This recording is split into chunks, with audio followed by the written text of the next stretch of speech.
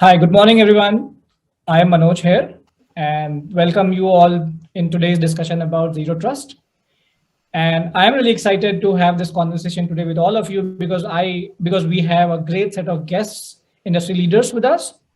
The agenda or the workflow of today's discussion is going to be I'll start the kind of set the context, and then I'll introduce our two guest speakers from Raksha Technologies to share their point of views and their experiences around zero trust in the industry. Followed by, we'll be opening the session to all our esteemed speakers to share their point of view and to answer some of my questions, which I'm sure are going to add a lot of value and the nutrition in this conversation. So with that, let me not take any more moment. A quick introduction about myself. I am Manoj. I work as head of information security for Shiprocket. I bring more than a decade of experience into cybersecurity. And I am really warm welcoming all of you to be with us in this entire next 1 hour of conversation. So the agenda, as you know, is about zero trust, right? And it's a buzzword. And we all are hearing about zero trust in some shape or form in various conversation, discussions in our office and so on and so forth. What's my point of view, how I am seeing zero trust and why it is important, right? So the journey of cybersecurity or people like us is very, very, I would say difficult, challenging, not difficult, challenging. It's not same. What we do today is no more applicable tomorrow, no more relevant tomorrow because our modus of operandi is changing.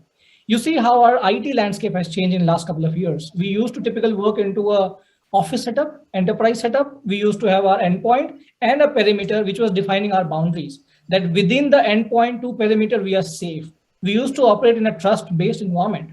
Like once I'm into the corporate or in the intranet environment, access to everything is allowed because we are coming from known IP addresses. We are coming from known hosts, known devices, right?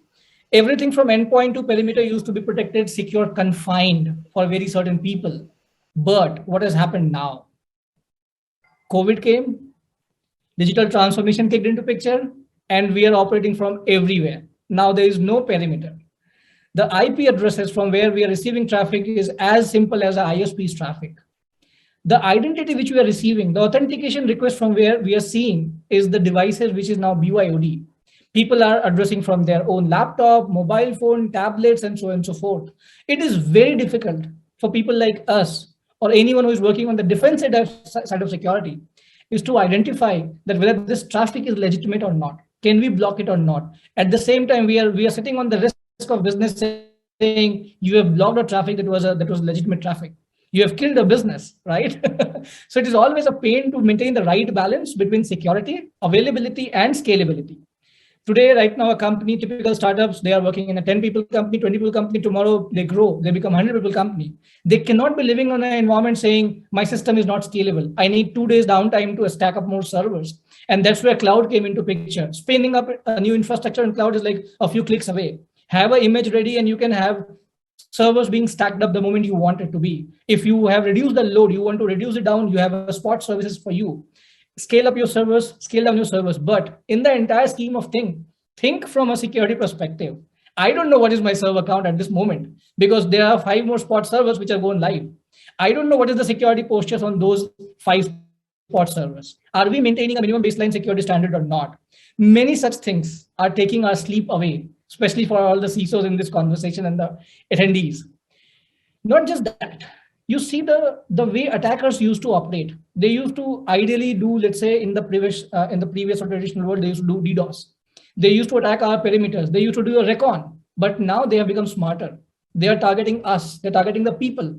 They're sending a phishing link that if I get access to the endpoint, because the individual is working in a remote place, he or she don't have the liberty to check with a friend or the colleague saying, hey, I have received this email. Have you also got this? This looks suspicious to me. So now our intelligence is confined to what we think or how we perceive an email or a communication that we receive, right? Because of that, it has added lots of vulnerabilities and challenges for people like us. And with the attackers, even our way of operating, the way we have implemented solutions has also changed. The digital transformation has given a new shape or new dimension to the way cybersecurity solutions are implemented in our environment. We have gone way beyond VPNs. We have gone way beyond just whitelisting or blacklisting IP addresses. We have adopted technologies like UEB, We are now monitoring the behavior, that even if one user or an individual is an authenticated user, how he or she is behaving. Is this something which is malicious, needs to be flagged up? So we are also learning, we are also picking up, and that's where in this conversation we are going to understand that how zero trust is going to help us or change the game of cybersecurity, especially in this newer work from anywhere, work from remote, and this internet is everywhere kind of world. So with that, I would request Mr. Ramakrishnan, who is the Senior Manager of Raksha Technologies, and Mr. Dinesh Kumar Rajendran, who is the Solution Architect of Raksha Technologies, to share their perspective that how they are seeing zero trust is playing a key role in their customers and in the wider market. Dinesh, Rama, over to you. Yeah.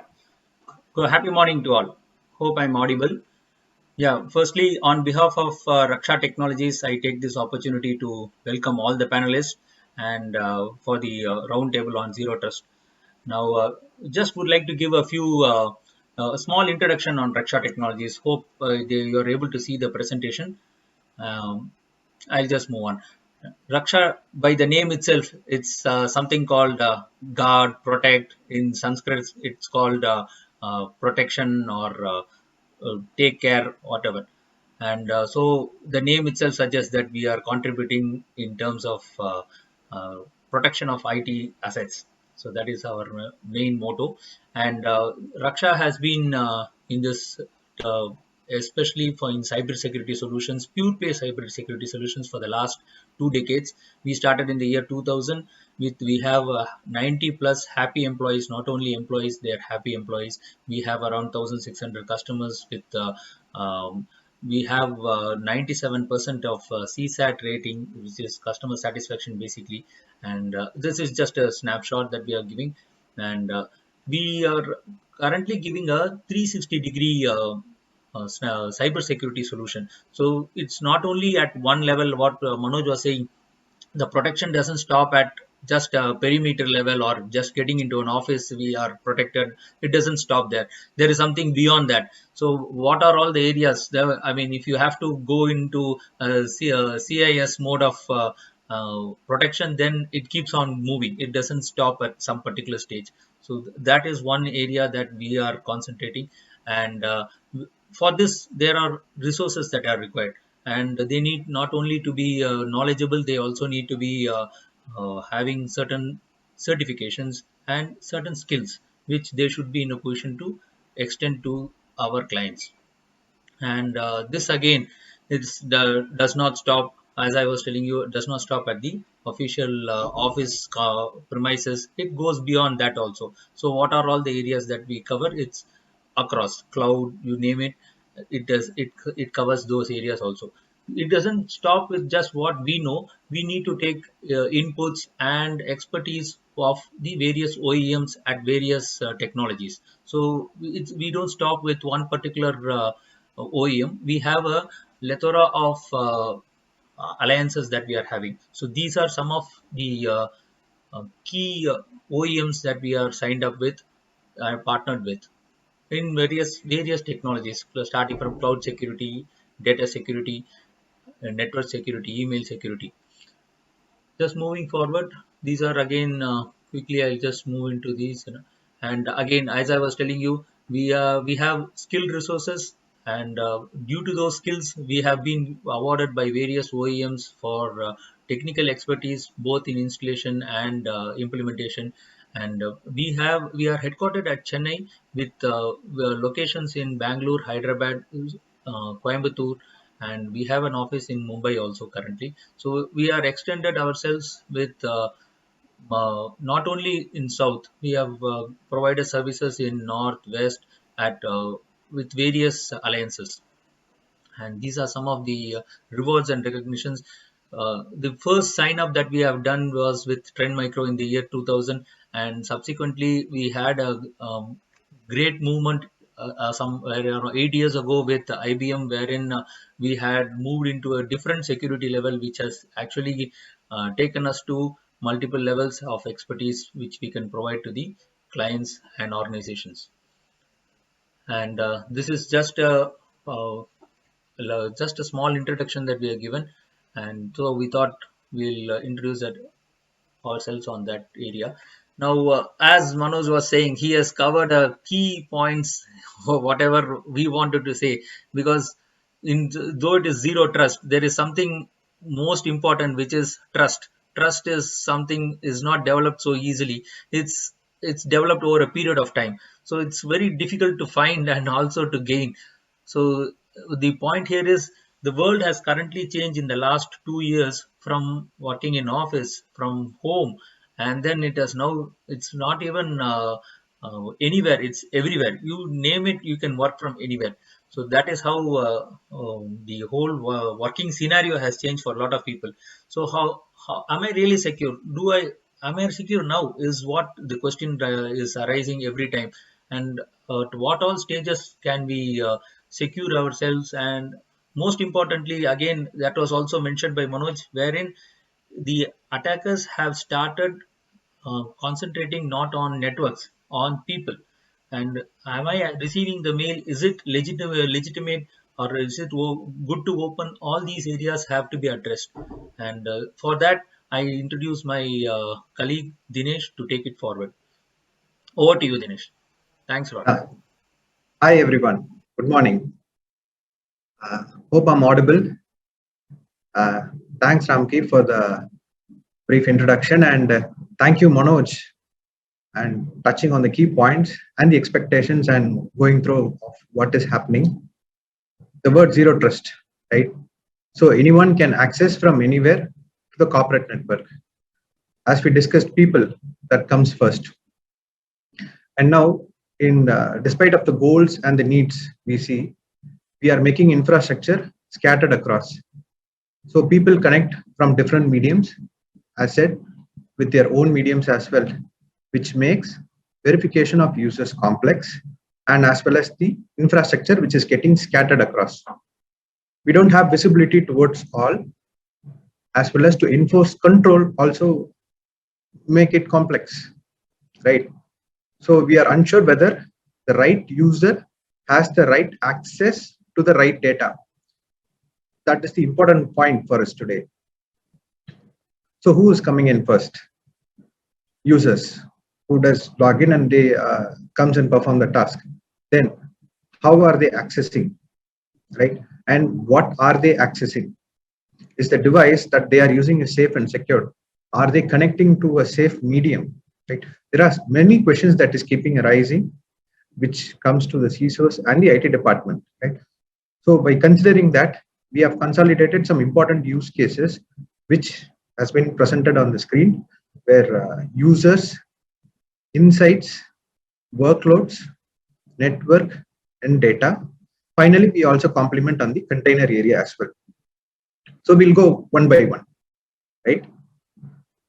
So when we talk about user would be coming with the current work culture. User would be coming in with their device or a company allocated device, right? When they log in, we are not sure whether it is up to the patching or some security standards which is set. So if a device is in compromised state, it can initiate a request, or someone would try to compromise a user account.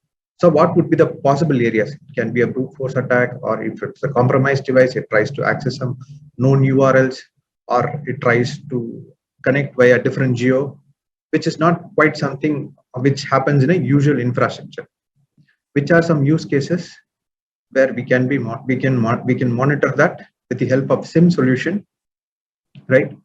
So who accessed, who is doing, what he is doing, where he is doing, and how it is getting distributed or connected. Finally, what would be the data, right? That is how we have stated this classification. So once we set track on users, so we tend to monitor the activities. Then if a device is there, if compromised, what happens? It tries to connect to a known malware hosting or a botnet CNC. It tries to download a script, or it tries to download a malware payload. What it actually costs? It costs to the company. Also, it costs time to the company. It also touches the reputation of the company if the infrastructure is not stable, since we are growing with everything with whatever we have right now. Plus, we are also into the behavior analytics perspective.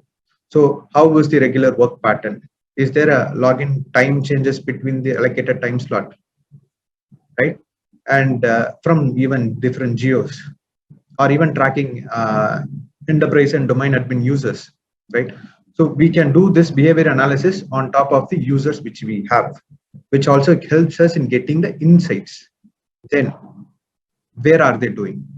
So user comes in, logs in, he is doing his tasks, but where he is doing, he has some resources which is allocated to, right?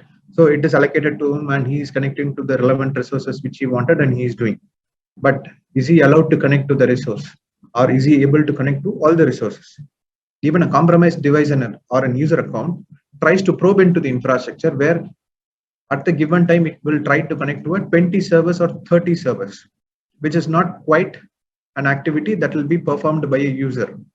So he will come and perform his job or his task, what is assigned or upon his tasks, but he may not be going and logging in all the devices for 20 or 30 servers at the same time, which is a behavioral anomaly where we can suspect a user account compromise.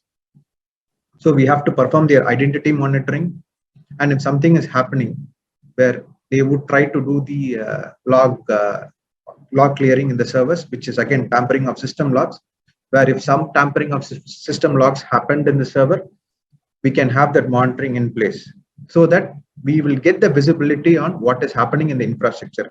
Any which ways between user or executional activity or the servers, we'll have an alert triggered for us.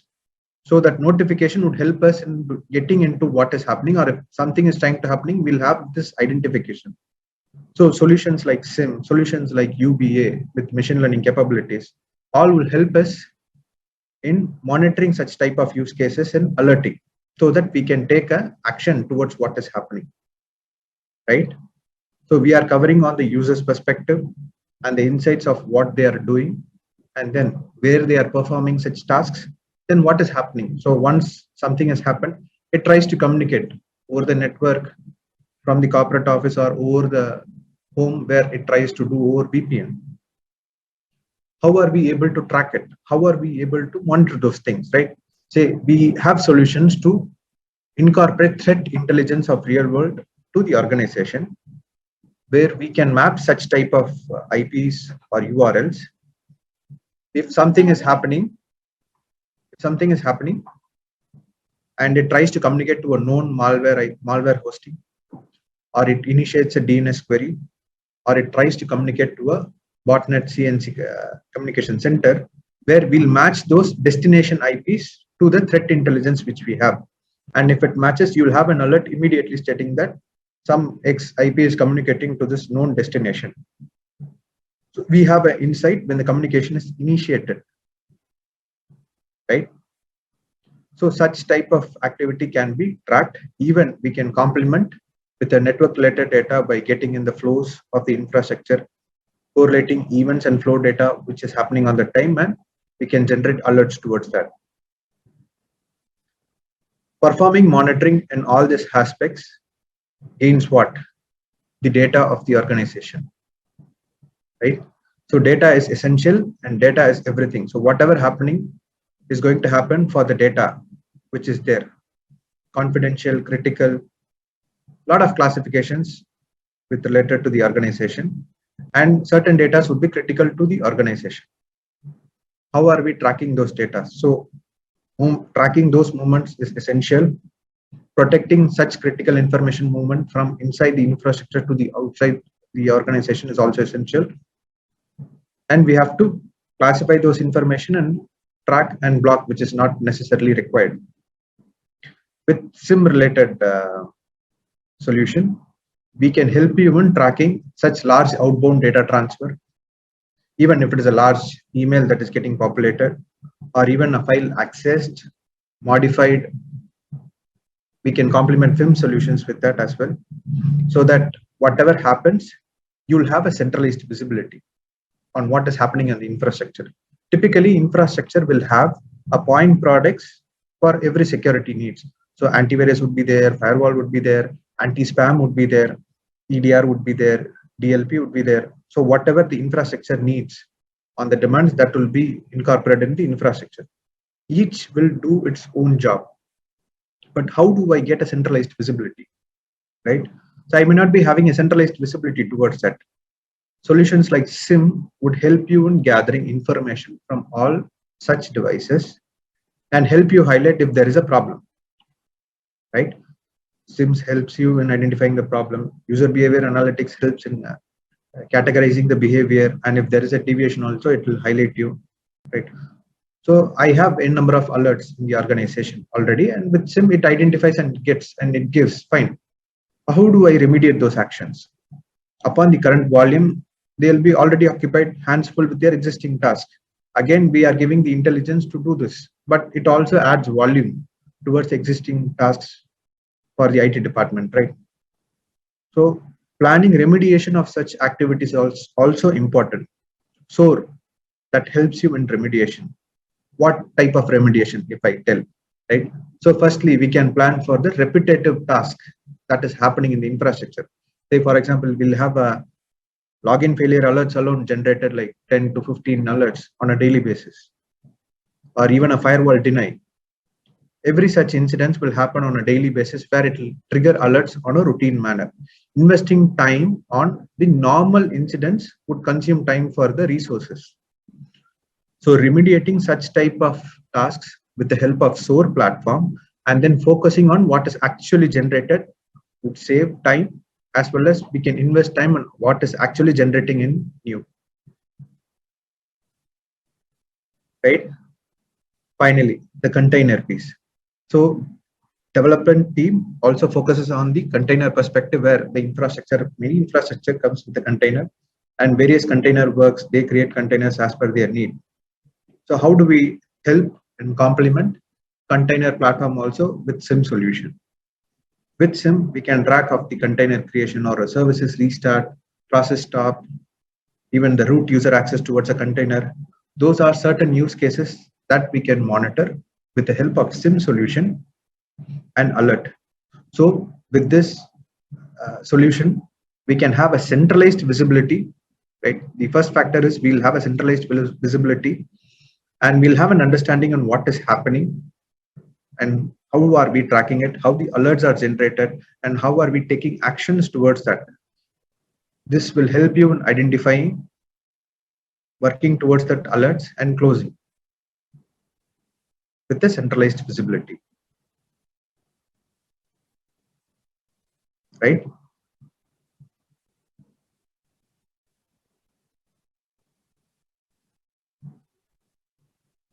That's it from my side. Thank you. Over to Manoj. Any questions?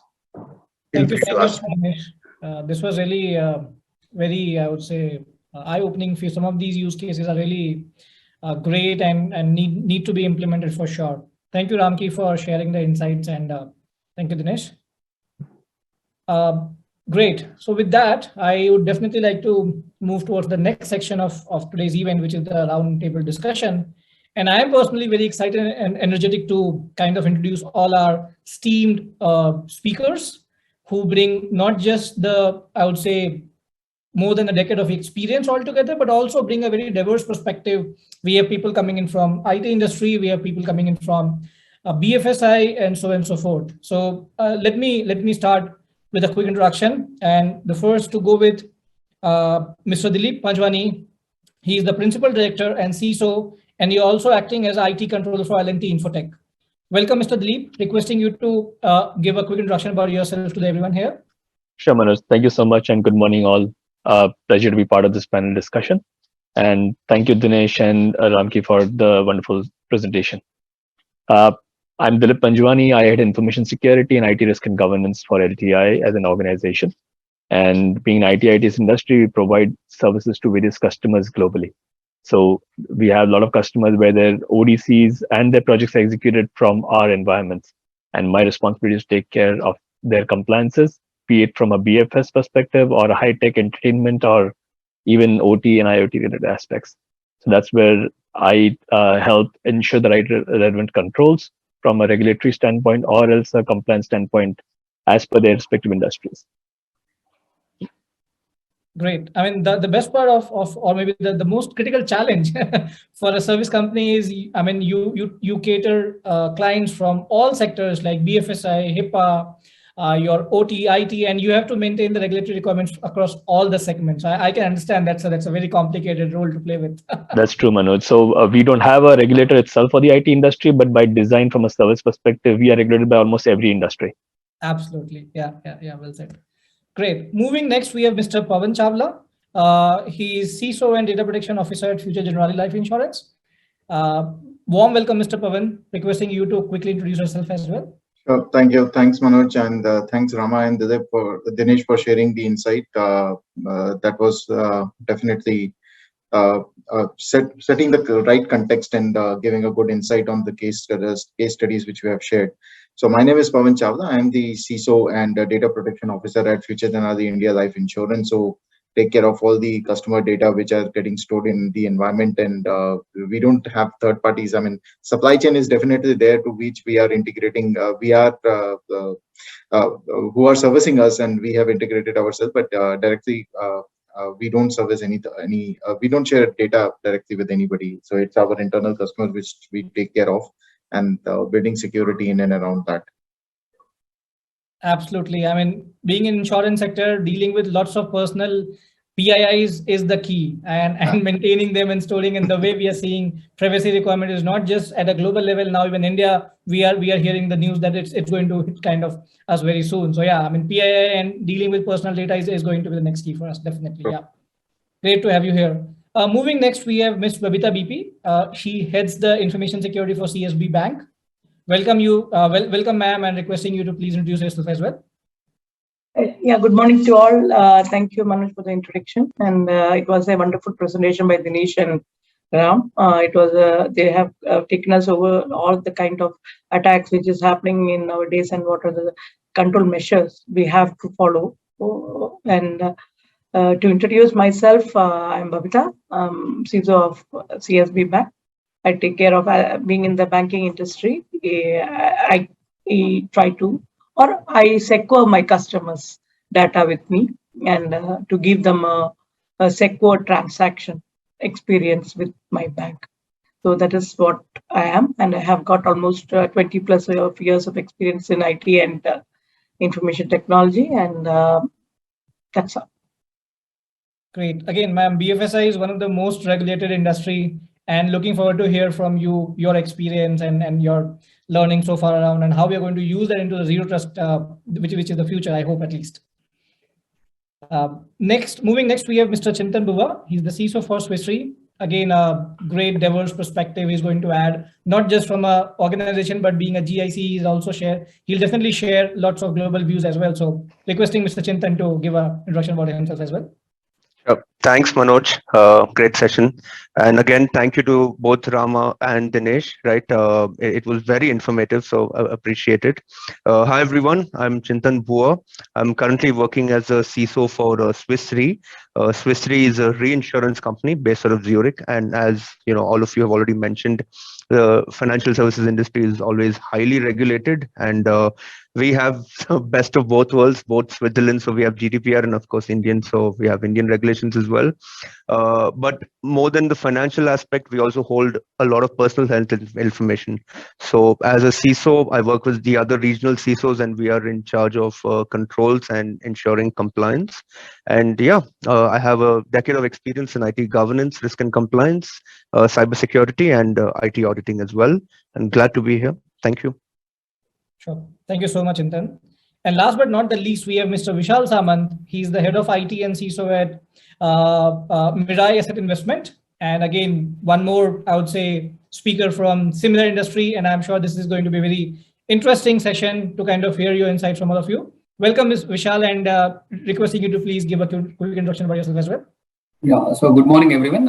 Thanks, Manoj. Thanks, Ramki and Chintan, for setting up a right context for this fruitful discussion, which we'll have over the time. Again, my thanks to Tech Street Media, Raksha Technologies, for arranging this particular session. Okay, so myself is Vishal Samant. So I'm representing Mirai Asset Mutual Fund. Over 15 years of experience in technology plus InfoSec field. So here I'm taking care of both the division as of now, tech plus infosec, and we are being regulated by SEBI. Awesome. So altogether, we have more than 100 years of experience in this forum today, and who has served across not just in IT, not just in BFSI, but FMCG, BPO, e-commerce, tech, and consulting. So with that, I would like to kind of move to the next step. I am going to kickstart the roundtable discussion where I'll be asking some of the questions which at least I have heard or I've kind of able to gather from the internet and from various sources. And I'll be really keen to hear your view, your experiences, and how we are going to ensure that zero trust, when we are going to adopt it, is being adopted in the right manner, in an effective way, and we'll get the best benefit of it. So with that, I'm requesting my first question to Mr. Chintan. So Chintan, like every other security solution you see, be it deception, sandboxing, whatever, when it comes to the first, we get a lot of buzzword like AI, ML, Bitcoin. You talk about anything, we hear. Not all of them gets the right level of implementation and adoption in the industry. Reasons can be many. So what is your point of view at this point in time that zero trust is going to be a reality, or it will be just another buzzword which we hear, especially at a global view? You work with lots of CISOs globally. So what's your point of view at this point in time at a global view, how zero trust is coming into picture? Right. Thanks for that question. I don't think it's just a buzzword. In fact, that's a common misconception that zero trust is just a fad. In fact, zero trust was first introduced in early 2000s by the United States Department of Defense. So it's been there since more than a decade. In fact, in 2009, Google came up with its own concept or model for zero trust. So no, it's not a fad. It's been there for a while, and it's continuously evolving, right? And the second thing, we must understand about zero trust is that it is more relevant today than it ever was, because zero trust talks about perimeterless security as opposed to a perimeter defined security. And with the pandemic and all of us working remotely, a majority of the organizations have either gone full remote or on a hybrid workspace where we have partners across the world as well as vendors and whatnot. Zero trust, I think, is the way forward. So it is an absolute reality in my opinion. Sure, great. I mean, shifting the gear from a global to a BFSI, which is one of the most regulated and always referred to be as industry, that what BFSI is doing, we should follow that. I mean, we have seen in cloud adoption, there was a bit of resistance because of lots of stuff. So from a banking perspective, Mr. Vishal, how do you see, is zero trust is going to make a headspace in BFSI, or BFSI is going to say, no, we are good the way we are operating and zero trust is just a buzzword for us? Okay, so I will start with the word zero. Who can better understand the power of zero than the BFSI sector?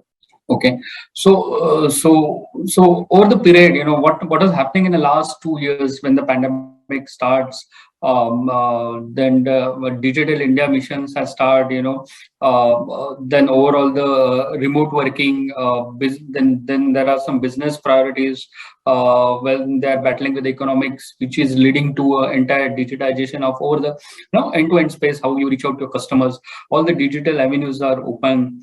And again, then looking at that, then the regulator is also updating their policies in terms of cyber, in terms of information security aspects. So what is happening is that this unprecedented pace of digital transformations, which requires very fast decision making and faster adoption of new technologies. Okay, so as you rightly said, there are a lot of people are moving into cloud adoption, and then there are increased number of digital transactions, which is leading into complexity in end-to-end IT infrastructure. Okay, now what because of this, what is happening is that now there is really the radical time whereby you have to adopt a different approach basically. So you have to have use the power of zero trust basically when we say that. Okay, so as all eminent speaker also discusses that traditional reactive security measures based on a perimeter protection or intrusion detection will not work no longer. Again, the sophisticated breaches which we are seeing nowadays. Okay, so basically, according to me, it's a time for a BFSI company to adopt zero trust and systematically equip themselves to enable a proactive security against known and emerging cyber threats. Yeah, Manoj. While BFSI has its own, I would say, variety and various sectors, like for example, insurance and banking, even themselves, there is a difference in the way they are being looked upon and the controls are being implemented. So requesting Correct. Babita ma'am to kind of share from a core banking, the way bank operates. I mean, you see, you have Rebit, you have yeah, you have data localization. What is from bank's view? BFSI has a focused view at the banking sector at this point in time. How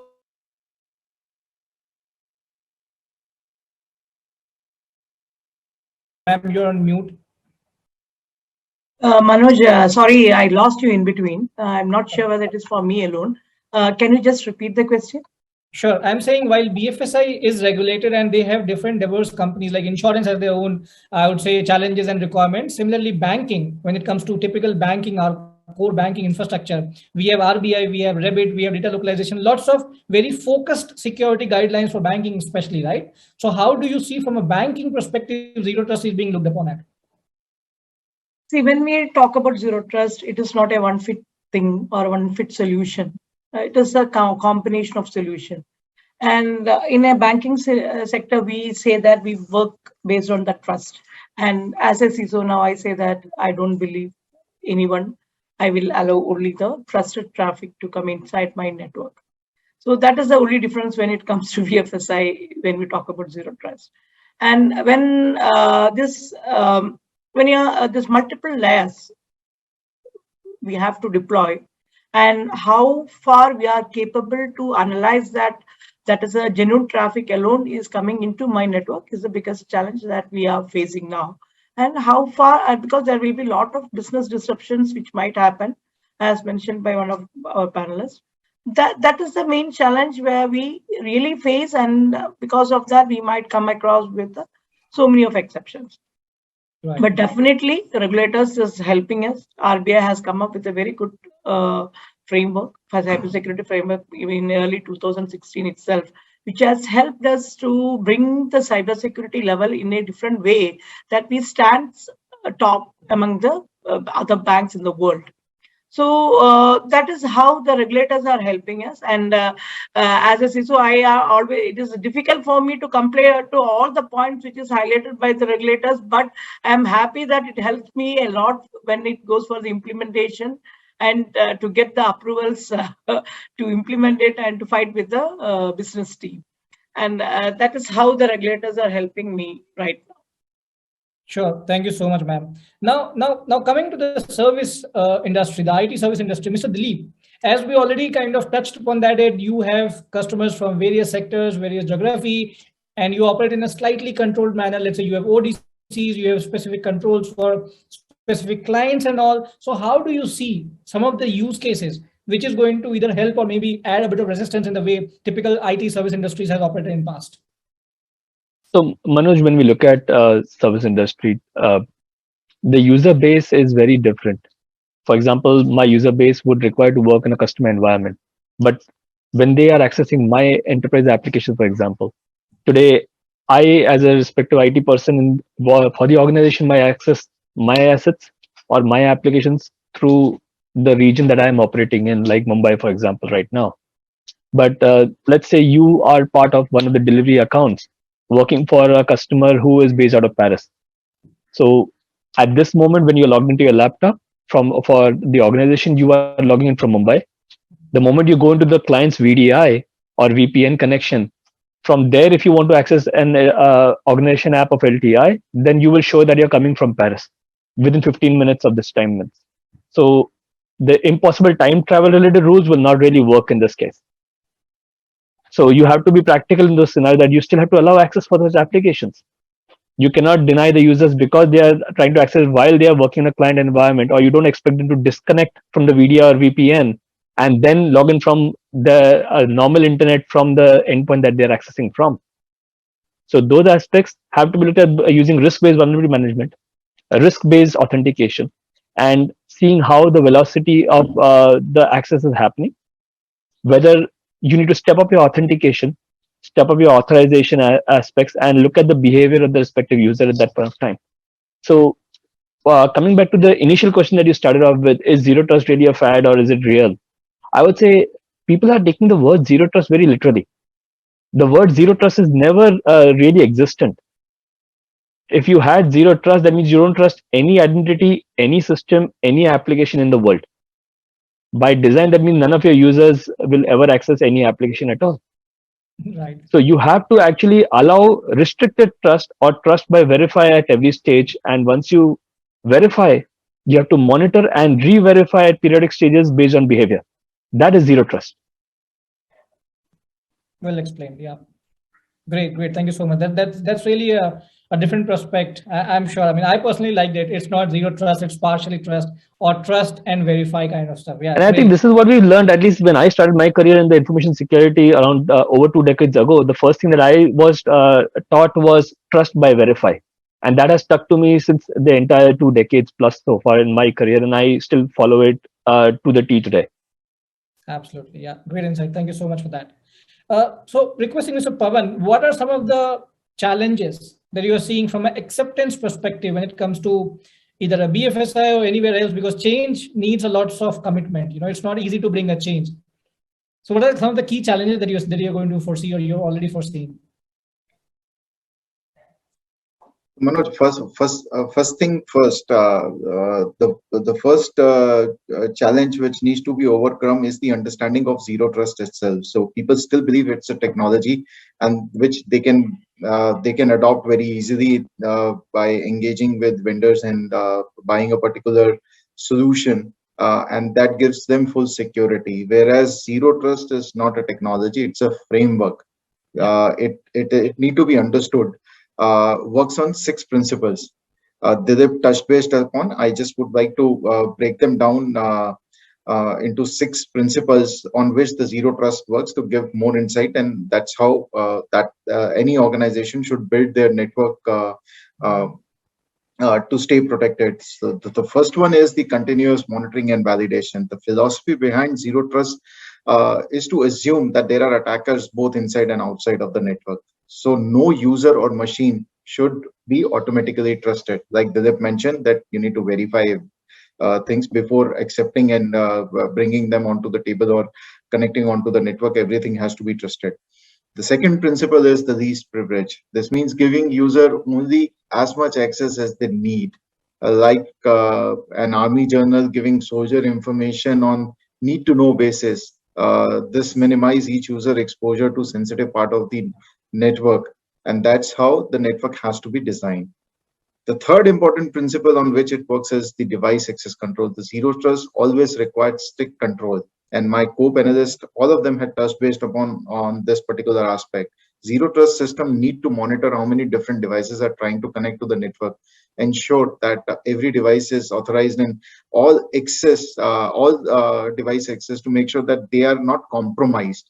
This further minimize the surface attack, as Dinesh mentioned, in various services and various technologies to be integrated to monitor this, forwarding all the logs to SIM that can help you out. But that is very, it need to be understood very deeply and need to be implemented. The fourth important aspect is the micro segmentation. You cannot have one network like we used to have when we were working from the corporate network, like you touched based upon, Manoj. You mentioned that when you initiated the discussion.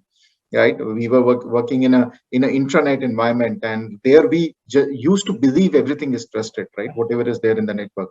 And now COVID has changed that from all aspects. Now we don't know where the person is sitting. They may be sitting in Goa, Geneva, Switzerland, and they're still accessing our network while holidaying. Right, so that has to be done. And whenever such thing happens, you need to go back. You need to create a separate network for those people who are outside and accessing it from outside without getting authenticated through VPN and all. The fifth aspect is the preventing lateral movement. The network security is when the lateral movement is when the attacker moves within the network, right? After gaining access to the network, the lateral movement can be difficult to detect. And we all understand that the advancement in security is happening, if it is becoming difficult to identify the way attacker is moving and the new technologies which they are using to attack an organization. So zero trust has to be designed to contain attackers so that they cannot move laterally. Hence, it becomes important that you micro-segmented, put device control, put these privileges, and continuous monitoring need to be taken place.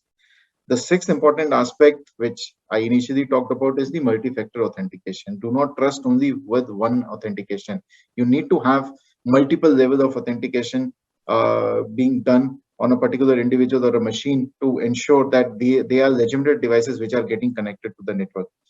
Now, when it comes to the service industry like insurance, the regulator themselves have helped us out in defining certain controls in the organization.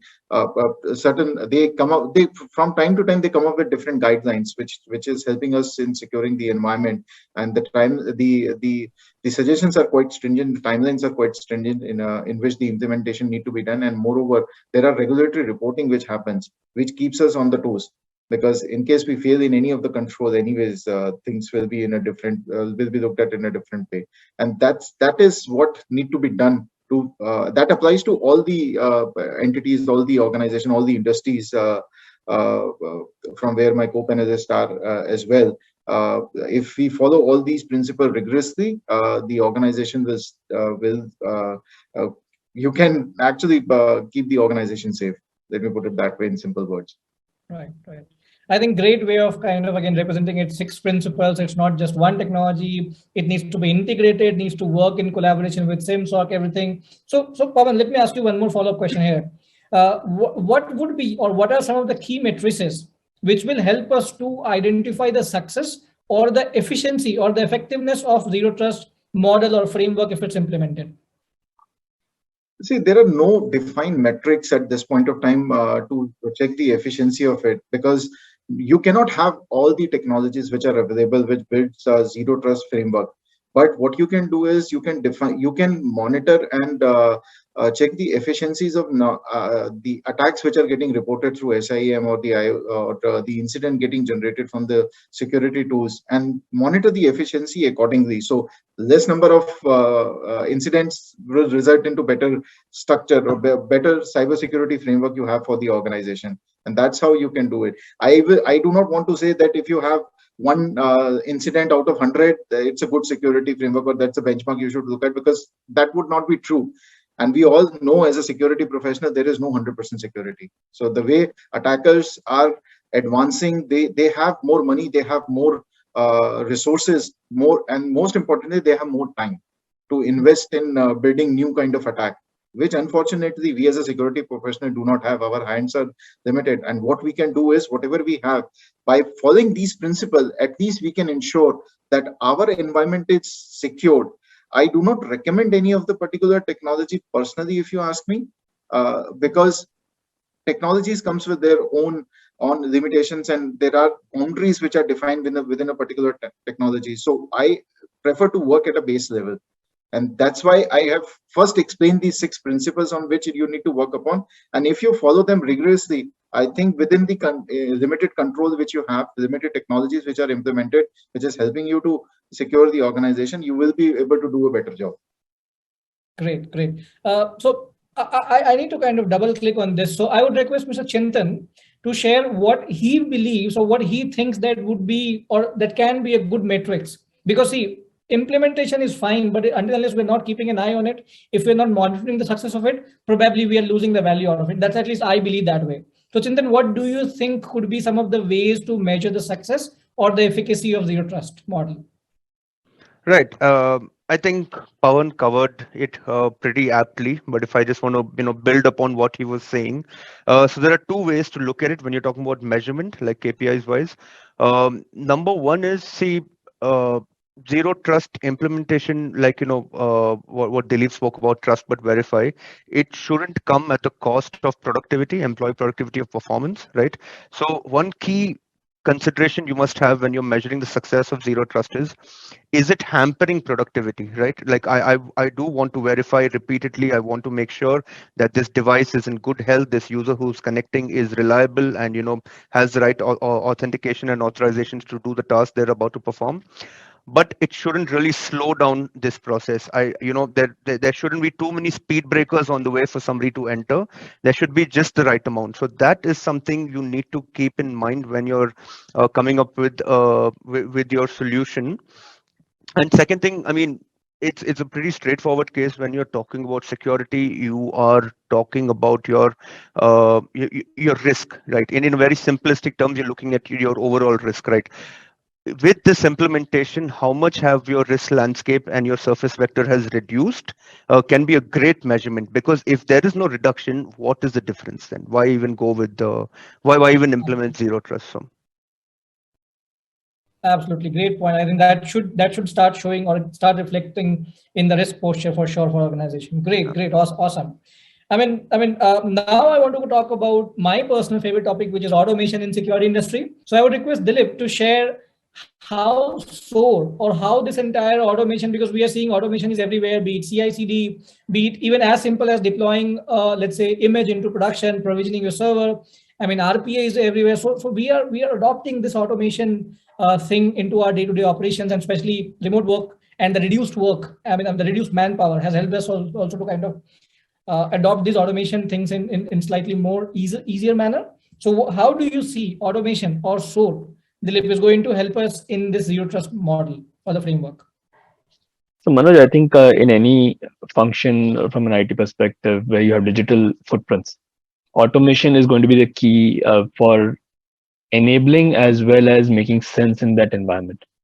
Primarily because you will keep on deploying new technology tools. I think from the time we all have started our careers till now, we've just seen every time one or new tool getting added on in security portfolio. Nothing gets reduced. So as and when tools are coming in, it's just more consoles, more logs, more configurations, and more rules to be deployed. Now, this is just going to be a big headache for the CISO's team, because they cannot have for every tool a bunch of people assigned. And you cannot have one person having knowledge for more than possibly 2 or 3 tools. So effectively, you have around a portfolio of 40 plus tools available, and you can't expect to have a CISO's function with nearly around 400 people with them. Right. At least I haven't seen an organization which would have a dedicated CISO function with 400 plus members. Absolutely. So in that regards, one aspect that we always look at is what are the L1 operations, which are mundane tasks that are robotic in nature, that can be taken to automation. For example, today at LTI, we at least are proud to say that we have 0 people today on L1 SOC analysts. Wow. It's completely automated. It's fully the triaging correlation are done completely by the system using SOAR rules, and only L2 and L3 analysts are available today. Great. So that's one aspect that definitely I encourage everybody to evaluate on, primarily because one of the key aspects for an effective SOC is your speed to detect and speed to respond. If your detection is going to be dependent on manual behavior, and again, you're looking at a 4 or 8 hour SLA, by that time, the attacker has already gone deep into your environment and you are already doomed. Then you are in the recovery phase or eradicate phase, not in the detect and respond phase. Absolutely. So that's one area definitely. Second aspect which I look at with which is getting more traction, especially looking at the number of 0 days and the number of uh, IOCs and IOs that are coming in. How can you look at those aspects getting automated? One, with raising tickets to have traceability to those rules being deployed. Secondly, having time-bound rules deployed across your environment, be it your IDS, IPS, your firewall, your proxy, and the likes, so that after a certain time-bound activity, they get back into a review stage or they get unblocked eventually. For example, a bad IP today might not be bad forever. It might have got some behavior at a point in time because it was compromised, and now it's cleaned. So you need to allow it back, otherwise the legitimate user may be blocked out.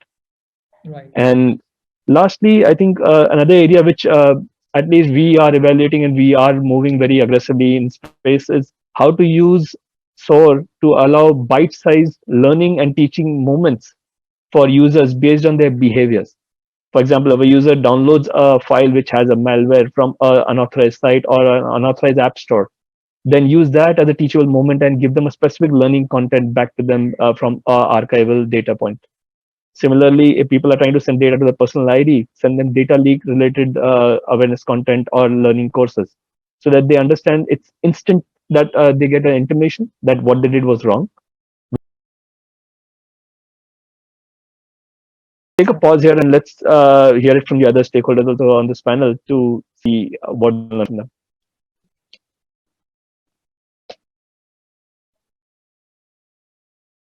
Great. I think, sorry, go ahead. Go ahead. Yeah. What I totally agree with what Dilip has mentioned.